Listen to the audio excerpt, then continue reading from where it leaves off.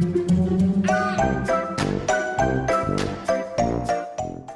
guys, Sandy here, and welcome back to the channel. Today I have a pretty exciting project for you.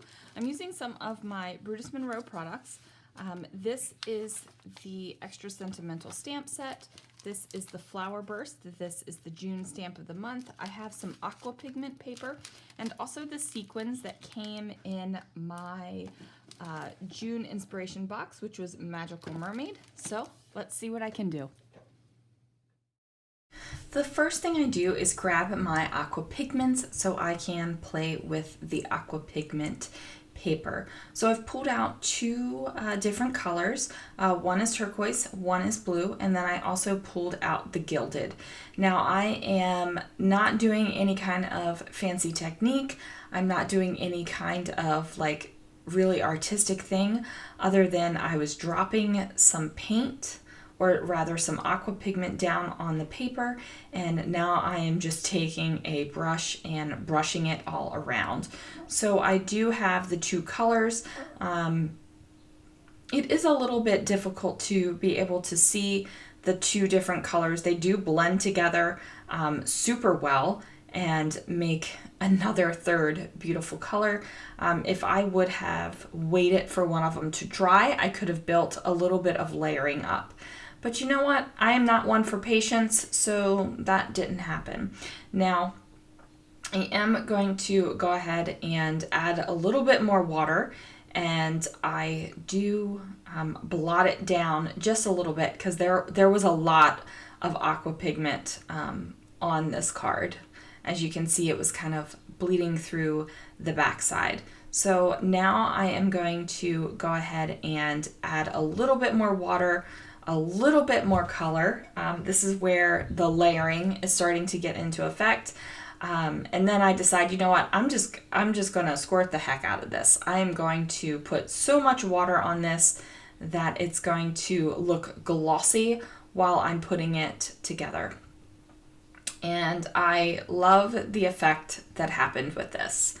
I drop on the gilded and I'm just kind of bringing it around. I felt like I needed to pop that bubble and then kind of get some of that leftover aqua pigment that was kind of puddling on the sides of the paper off. Now I do create a couple of these backgrounds. This is the only one that will be on camera though. So I'm going to let that dry. I'm going to put it off to the side, and then I am going to figure out what I am going to do here. So I figured that I was going to put my sentiments on black cardstock, and to do that I was going to emboss with some white embossing powder. Now I do use an anti-static powder bag on top of my cardstock, and then I'm just going to arrange my sentiment where I want it. I grab my alabaster embossing powder, my alabaster white embossing powder, and my clear embossing ink pad. And look at that. Okay, it already looks amazing with the white on the black, and it's gonna look even more amazing once I heat emboss it. And heat embossing, you guys, is magic. I am completely convinced it's magic. I know that there's science and things melt and all that kind of stuff, but it's magic, okay? It is just magic.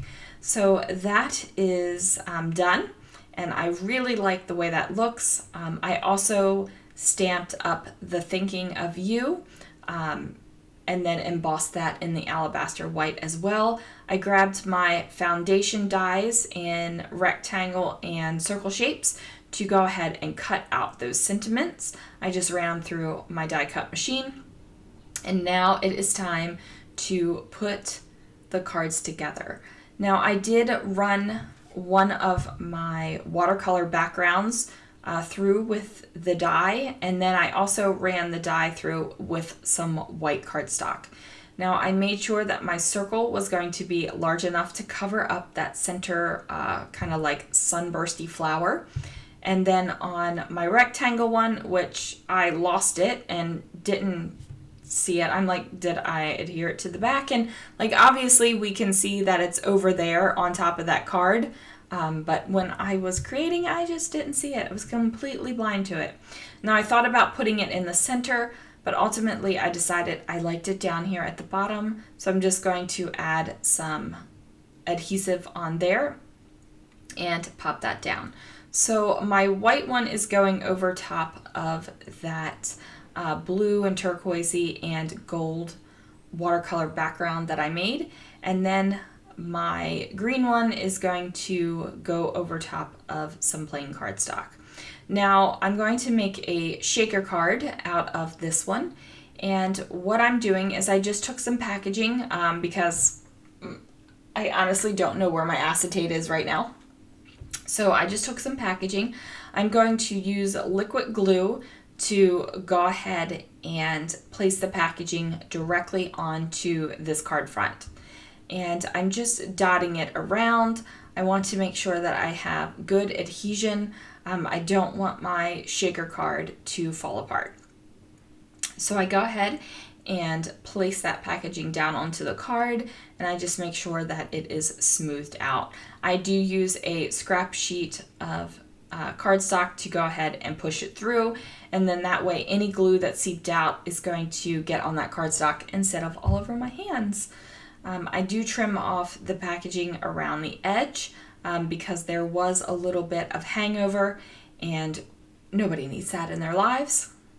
So now I am taking a card base, and I'm just going to go ahead and make that into the card base. And you know, I have a bone folder, but I just used my fingernail to go ahead and make the crease really, really good.